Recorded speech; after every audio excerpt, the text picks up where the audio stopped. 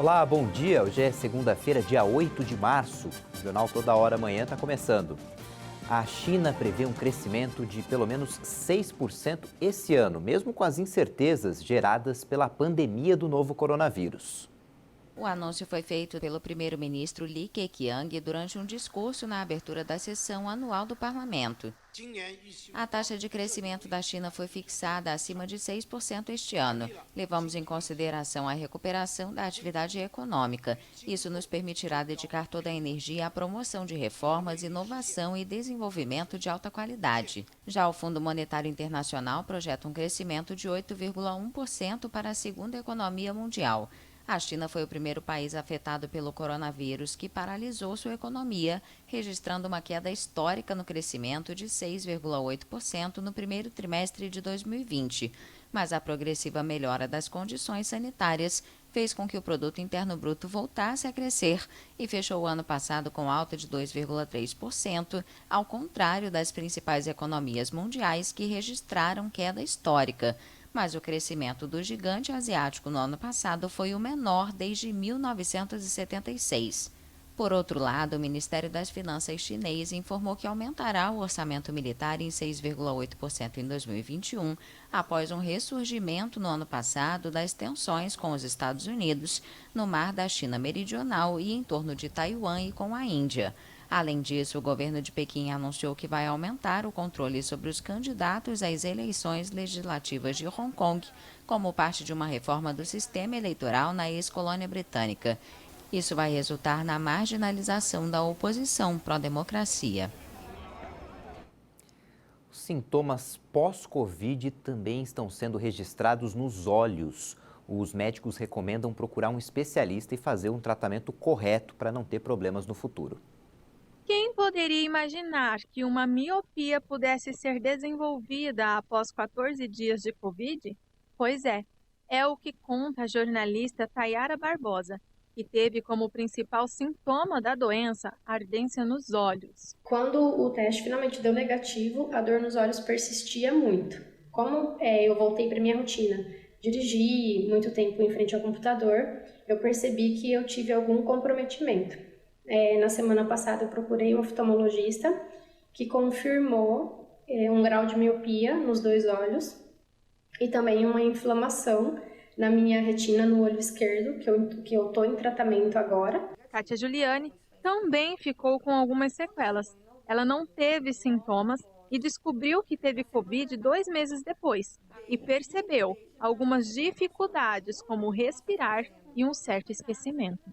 Eu tive, assim, a questão do pós-Covid primeiro foi a falta de ar que eu senti, mas a que me incomodou muito e que eu não tinha tido essa consciência que podia ser do pós-Covid, foram lapsos, são lacunas que ficam, assim, lapsos de memória do momento. São 14 dias de todo o quadro viral, mas a Covid tem deixado sequelas em diversas pessoas. Mesmo sendo um vírus que afeta principalmente o sistema respiratório, o médico pneumologista explica que a doença causa um processo infeccioso por todo o corpo.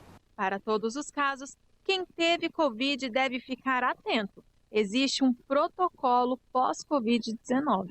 Na primeira fase da doença, de duplicação, tem remédios específicos. Na fase inflamatória, outros medicamentos. E se o paciente tomar remédio por conta, sem orientação médica, ele pode acabar tendo consequências gravíssimas, inclusive para poder ir parar numa UTI na terceira fase da doença, ou mesmo se escapar da UTI, ter sérias complicações depois da doença, depois da Covid, o que nós chamamos síndrome pós-Covid. A Secretaria de Assistência Social de Dourados, Mato Grosso do Sul, identificou um aumento no número de moradores de rua durante a pandemia. A pandemia de coronavírus, somada a fatores como os altos índices de desemprego, aumentou um problema que já era conhecido: a população que mora nas ruas. Em Dourados, a situação não é diferente e nos últimos meses é comum observar um movimento cada vez maior de pessoas que se acomodam por calçadas ou vias públicas, principalmente na região central da cidade. A gente percebe sim que tem aumentado. A maioria das pessoas que estão aí em situação de rua, muitos deles não são moradores de Dourados, são pessoas que vêm de outros municípios, outros estados, em busca de alguma coisa aqui em Dourados, mas não encontra, que pode ser um trabalho, aí eles não encontram e eles acabam ficando nessa condição que é a rua. Muitas dessas pessoas acabam envolvidas com o uso de drogas e a prática de crimes. Na região do Terminal do Transbordo, o canteiro central da rua Camilo Hermelindo da Silva foi tomado por um grupo que passa dia e noite consumindo drogas ao ar livre e praticando furtos ou intimidando pedestres e motoristas. O local já é conhecido como Cracolândia. Aqui em Dourados, o primeiro ponto de suporte é o chamado Centro Pop, que é o centro de referência especializada para a população em situação de rua. Aqui eles recebem um acompanhamento de psicólogo e também de assistente social e, se voluntariamente quiserem, são encaminhados para uma casa de acolhimento ou para tratamento de dependência química. A diretora do Departamento de Proteção Social Especial da Secretaria Municipal de Assistência Social de Dourados explica que uma das maiores dificuldades com relação a moradores de rua é a dependência química e o fato de que qualquer encaminhamento para acolhimento ou tratamento depende de uma decisão voluntária dessas pessoas. Muitas vezes eles acabam falando que não são usuários, né? Eles estão tão condicionados àquela situação e a falta de compreensão familiar, né? Eles acabam não aceitando. Aí eles falam, eu não preciso, né? Eu não sou dependente. Né? Mas a gente só faz o encaminhamento, a equipe técnica só faz o encaminhamento caso ele queira. Apesar do crescimento significativo pelas ruas da cidade, a Secretaria de Assistência Social não tem um número que projete o quantitativo atual de pessoas que estão em situação de rua na cidade.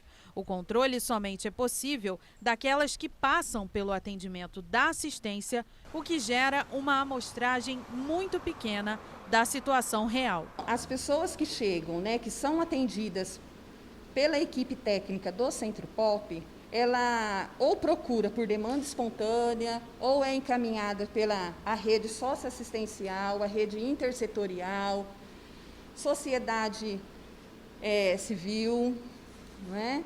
Aí a equipe técnica atende, faz o atendimento diante da aceitação daquele usuário, né? Daquela pessoa, aquele indivíduo. Ao acolhimento, aí são feitos todos os encaminhamentos para a casa da acolhida.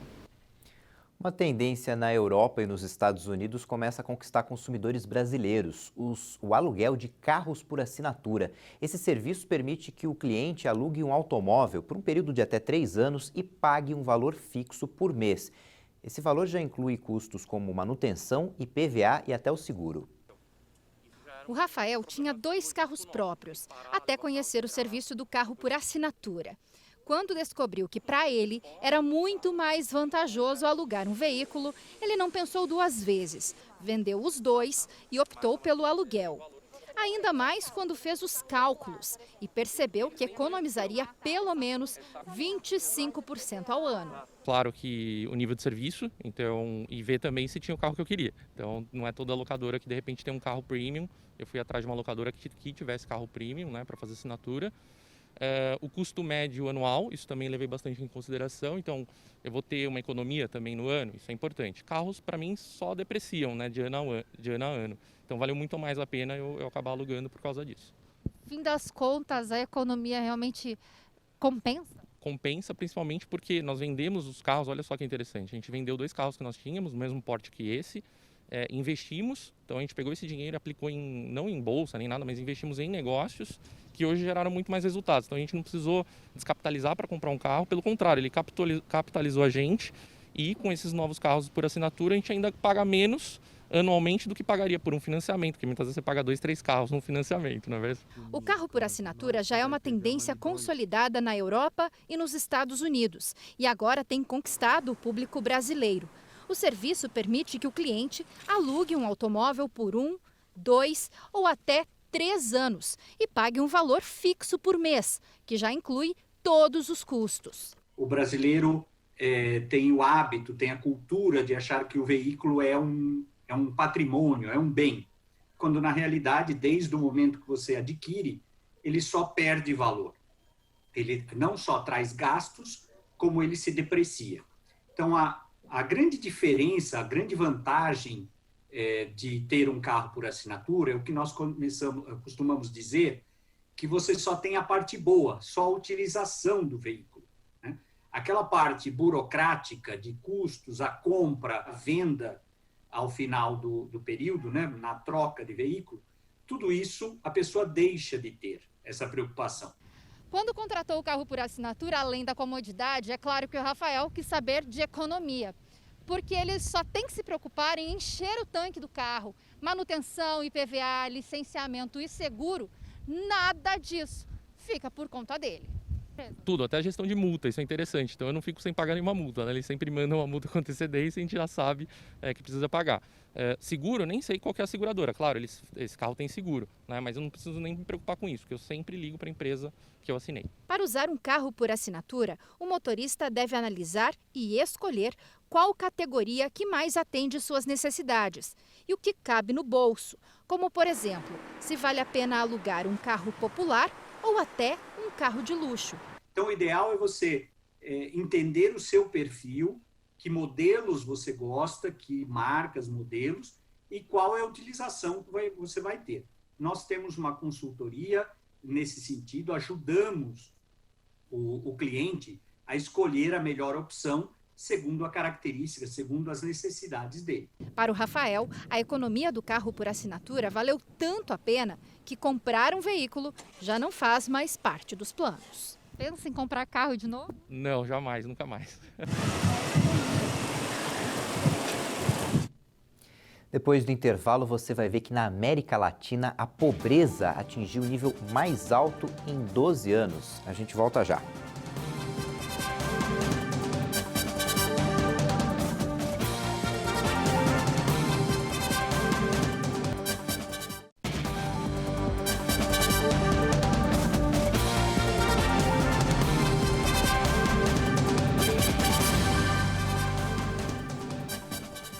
O Programa das Nações Unidas para o Meio Ambiente divulgou um relatório que mostra o grande desperdício de comida no mundo todo. Quase 1 bilhão de toneladas de alimentos são perdidas a cada ano. O número significa quase 20% do total à disposição dos habitantes do planeta. O relatório apresenta a coleta, análise e modelagem mais abrangente de dados de resíduos alimentares realizada até hoje. Os dados do ano de 2019 foram obtidos em 54 países, desenvolvidos e de baixa renda sobre varejo, restaurantes e residências. O resultado final do estudo, modelado em escala global, mostra 931 milhões de toneladas de alimentos jogados fora por ano. O relatório levou em conta as partes comestíveis e não como ossos e cascas. Ao contrário da crença popular, esses dados revelam que o fenômeno atinge todos os países, independente dos níveis de renda. De acordo com a ONU, cerca de 700 milhões de pessoas no mundo passam fome. 3 bilhões têm acesso a alimentos saudáveis em uma população global estimada em 7 bilhões e 800 milhões de pessoas. Uma pesquisa mostrou que 90% das mortes provocadas pela Covid-19 ocorreram em países com taxas altas de pessoas acima do peso. O levantamento da Federação Mundial de Obesidade mostrou que no ranking, com 2,5 milhões de mortes provocadas pelo novo coronavírus no mundo, 2,2 milhões foram em países com altos níveis de obesidade. 90% do total. No final da pesquisa, foi feito um pedido para que os governos incluam quem está acima do peso no grupo prioritário para vacinação. A Organização Mundial da Saúde concorda, embora acredite que o número de obesos vai continuar crescendo, porque as estratégias de prevenção de obesidade não são firmes e indiscutíveis. Até porque a população está exposta a uma alimentação que tende a ser muito ruim. É fácil para o dia a dia e de baixo custo, mas é mais danosa. No caso do Brasil, a OMS destaca que, enquanto há um debate mundial sobre o aumento de impostos para bebidas adoçadas, o Brasil tem isenção para a indústria de refrigerantes. O documento sublinha que os brasileiros têm experimentado uma mudança drástica no estilo de vida e na dieta nas últimas décadas, com maior acesso a produtos de alta densidade energética. Além disso, apenas 15% da população relata ser fisicamente ativa. Para 2025, os dados apontam que a taxa de obesidade no Brasil tende a aumentar, com quase 32% dos homens e mais de 25% dos homens obesos. Ambos terão chances consideradas muito ruins de atingir as metas de obesidade de adultos da ONU, sem contar a Covid no meio do caminho. A pobreza na América Latina aumentou em 2020 e atingiu os níveis mais altos dos últimos 12 anos. A pobreza alcança 33% da população total da região. Segundo a Comissão Econômica para a América Latina e o Caribe, o motivo foi a crise causada pela Covid-19. O organismo subordinado à ONU, conhecido pela sigla CEPAL, informou em um relatório que, como consequência da aguda crise econômica derivada da pandemia, a pobreza atingiu 209 milhões de pessoas. A população total da região é de 654 milhões. A crise causou uma queda de 7,7% no Produto Interno Bruto de 2020 na América Latina. O PIB é um indicador da atividade econômica. Já a pobreza extrema afetou 78 milhões de pessoas. Com mais de 635 mil óbitos ligados à Covid-19, a América Latina é a segunda região mais atingida pelo coronavírus no mundo, atrás da Europa. O príncipe Harry da Inglaterra disse que temia que a história se repetisse por causa da perseguição da imprensa. Ele era criança quando a mãe, princesa Diana, morreu em 1997. A declaração foi feita em um trecho divulgado de uma entrevista que o neto da rainha Elizabeth II deu à apresentadora americana Oprah Winfrey. Aos 36 anos, o Duque de Sussex disse que sua maior preocupação era que a história se repetisse, aparentemente se referindo à morte da mãe em um acidente de carro em Paris, enquanto tentava escapar de paparazzi. Harry e a esposa Meghan Markle entraram com vários processos contra publicações do Reino Unido, alegando invasão de privacidade e apontando esse como principal motivo para o rompimento com a família real britânica. O casal chocou a Inglaterra com a decisão no início de 2020 de abandonar as responsabilidades dentro da monarquia britânica. Você vai ver agora o depoimento de um boliviano que sobreviveu a duas grandes tragédias. O desastre aéreo do Clube de Futebol Chapecoense, 2016, e agora ele saiu com vida de um acidente de ônibus que deixou mais de 20 mortos e dezenas de feridos na Bolívia. Poucos podem falar que escaparam com vida de dois acidentes como os em que o boliviano Erwin Tumiri esteve envolvido. Em um hospital em Cochabamba, o engenheiro de voo ainda se recupera do mais recente. O ônibus em que estava caiu em um precipício de cerca de 150 metros, deixando 21 mortos e 30 feridos. Mas eu segurei no banco, ou seja, em vez de me levantar e dizer freia, freia, porque todas as pessoas estavam se levantando e dizendo freia, freia, ninguém prestou atenção e minha única reação foi segurar com força no banco. O acidente de ônibus ocorreu em uma estrada entre Cochabamba e Santa Cruz. Tumiri foi resgatado inconsciente pelos socorristas que foram até o local. Em 2016, o engenheiro de voo fazia parte da tripulação do avião da companhia Lamia, que caiu perto de Medellín com a delegação da Chapecoense a bordo. No acidente, morreram 71 pessoas, entre elas 19 jogadores do clube, bem como a maior parte da diretoria. Além de Tumiri, sobreviveram 3 jogadores, uma aeromoça e um jornalista brasileiro. Taiwan vai promover em breve um encontro amoroso entre uma rinoceronte branca do sul com um pretendente rinoceronte japonês. A ideia é fazer os animais procriarem para aumentar a diversidade genética da espécie em cativeiro. Emma é uma rinoceronte branca do sul de 5 anos que está sendo preparada em Taiwan para uma viagem romântica ao Japão. Ela vai encontrar Noran, de 10 anos, que foi escolhido no zoológico Tobu. Os dois vão ajudar a melhorar a diversidade genética das espécies em cativeiro em território taiwanês. O Lee Food Safari Park de Taiwan tem o maior número de rinocerontes brancos do sul em todo o continente asiático.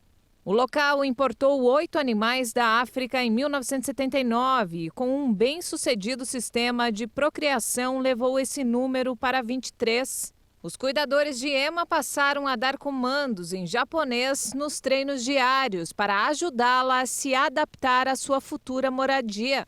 O rinoceronte branco do sul esteve próximo de ser extinto no século passado, mas conseguiu se manter graças a esforços conservacionistas e hoje são quase 19 mil na natureza. O parente próximo, o rinoceronte branco do norte, vive uma situação complicada após a morte do último macho restante no mundo e apenas 2 fêmeas vivas.